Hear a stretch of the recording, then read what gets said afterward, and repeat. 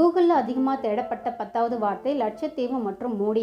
இன்னும் சூடு குறையாத #பைஹார்ட் மாலத்தீவ்ஸ். பிரதமர் மோடி மற்றும் இந்தியாவை தரக்குறைவாக பேசின மாலத்தீவு அரசு அதிகாரிகளால் மாலத்தீவு அரசுக்கு ஏற்பட்ட பெரும் சிக்கல்கள் இந்த வீடியோவில் பார்க்கலாம். வீடியோவை கடைசி வரைக்கும் ஸ்கிப் பண்ணாமல் பாருங்கள். சேனலை சப்ஸ்கிரைப் பண்ணி சப்போர்ட் பண்ணுங்கள்.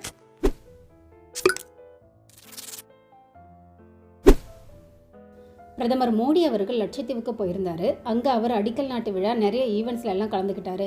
அப்புறம் லட்சத்தீவு பீச்சில் டைம் ஸ்பெண்ட் பண்ணியிருக்காரு. அந்த ஃபோட்டோஸ் எல்லாம் சோஷியல் மீடியாவில் வந்திருக்கு. அப்புறம் இயற்கை விரிந்த பகுதி, சாகசம் விரும்புவோருக்கு ஏற்ற இடம், பேரின்பத்தை தரும் தீவுகள் இதுன்னு போஸ்ட் போட்டிருந்தாரு. இதை பார்த்த மாலத்தீவு எம்பி சகீத் ரமேஷ், பிரதமர் செய்த மூவ் சிறப்பானது. எங்கள் சேவையை உங்களால் எப்படி தர முடியும்? எப்படி அவ்வளோ சுத்தமாக இருப்பீங்க? அங்கே இருக்கிற ரூம்ஸில் கூட கெட்ட வாடையெல்லாம் அடிக்கும்னு போஸ்ட் போட்டிருந்தாரு. இவர் கூட சில 3 அதிகாரிகளும் அநாகரிகமான வார்த்தைகளை பேசியிருக்காங்க. அவங்க மல்ஷா ஷரீஃப், மரியம் ஷியூனா, அப்துல்லா மகசம் மஜித். இதுலேயும் மரியம் ஷியூனா மோடி அவங்கள கோமாளினும் இஸ்ரேலின் கைப்பாவை மோடின்னு பேசியிருக்காங்க. அப்புறம் அப்துல்லா மகசம் மஜித், எங்களுடைய பீச் டூரிசம் அளவுக்கு உங்கள் நாடு இன்னும் வளரல, எங்களுடைய டூரிசம் ஸ்பாட் தான் பெஸ்ட்டுன்னு பேசியிருக்காரு. பேசுனது மட்டும் இல்லாமல் விசிட் மாலத்தீவ்ஸ்ன்னு போட இதுவே இவங்களுக்கு பெரிய இழப்பாக மாறிடுச்சு. ஏன்னா நிறைய நெகட்டிவ் கமெண்ட்ஸ், எப்படி இந்தியர்களை இப்படி பேசலாம், மோடி அவர்களை எப்படி விமர்சிக்கலாம்னு நிறைய பேர் சோஷியல் மீடியாவில் பேச ஆரம்பிச்சிட்டாங்க. மாலத்தீவுக்கு புக் பண்ண இந்தியர்கள் ட்ரிப்பை கேன்சல் பண்ணியிருக்காங்க. இதனால் ஃப்ளைட் எல்லாம் கேன்சல் ஆகியிருக்கு.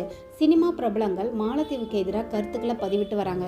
ஏன் மாலத்தீவு முன்னாள் அதிகாரிகள் கூட எப்படி இந்தியாவை பேசலாம், இந்தியா நம்முடைய நட்பு நாடு, அவங்க நிறைய நமக்கு ஹெல்ப் பண்ணியிருக்காங்க, அவங்கள பேசுனது மிகப்பெரிய தப்புன்னு சொல்லியிருக்காங்க. அதே நேரம் மாலத்தீவு கவர்மெண்ட் பேசின 3 பேரையும் சஸ்பெண்ட் பண்ணியிருக்கோம். அவங்க பேச்சுக்கும் கவர்மெண்ட்டுக்கும் சம்மந்தம் இல்லைன்னா இந்தியர்கள் மாலத்தீவுக்கு கண்டிப்பாக வரணும். இந்தியர்கள் வரலனா இது எங்களுடைய நாட்டு பொருளாதாரத்தை பெரிதும் பாதிக்கும்னு சொல்லியிருக்காங்க. இவ்வளவு பேசின மாலத்தீவுக்கு இந்தியா என்னென்ன ஹெல்ப் பண்ணியிருக்காங்க தெரியுமா? ராஜீவ்காந்தி பிரதமராக இருந்தப்போ சுதந்திர நாடாக மாலத்தீவை அறிவிச்சாரு. இராணுவத்தை அனுப்பி அரசுக்கு ஹெல்ப் பண்ணியிருக்காரு. பல முறை இந்தியா சார்பாக மாலத்தீவ்ஸ்க்கு கடன் கொடுக்கப்பட்டிருக்கு. குடிநீர் பிரச்சனையை சரி செய்யப்பட்டுச்சு. கொரோனா தடுப்பூசி கொடுக்கப்பட்டுச்சு. இவ்வளவு செஞ்ச நம்ம நாட்டை பற்றி தரக்குறைவாக பேசியிருக்காங்க. இவங்க பேசினதால என்னென்ன விளைவுகள் அவங்களுக்கு திரும்ப வந்திருக்குன்னு பார்க்கலாம்.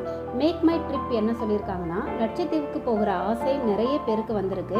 3400% இது அதிகரிச்சிருக்குன்னு சொல்லியிருக்காங்க. அதே போல ஈஸி மை ட்ரிப் என்ன சொல்லியிருக்காங்கன்னா, #பைஹார்ட் மாலத்தீவ்ஸ். இந்தியர்களிடம் இந்திய நிலைப்பாட்டை மதிக்கிறோம், மாலத்தீவ்ஸ்க்கு புக் பண்ண ஃப்ளைட்டை நாங்களே சஸ்பெண்ட் பண்ணுறோம்னு சொல்லியிருக்காங்க.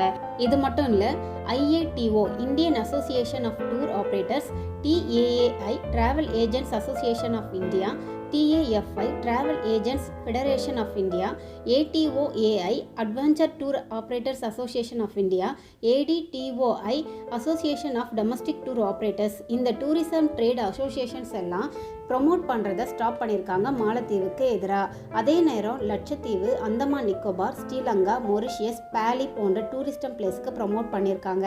இது மட்டும் இல்லை, இஸ்ரேல் லட்சத்தீவில் ஆல்ரெடி கடல் நீரை குடிநீராக்குற ப்ராஜெக்டை ஸ்டார்ட் பண்ணி பாதியிலே நிறுத்தியிருந்தாங்க. இப்போ அதை கண்டினியூ பண்ண விரும்புகிறாங்க. நம்ம சென்ட்ரல் கவர்மெண்ட்டும் லட்சத்தீவில் ஒரு ஏர்போர்ட் அமைக்க டிஸ்கஷன் பண்ணிட்டு இருக்காங்க.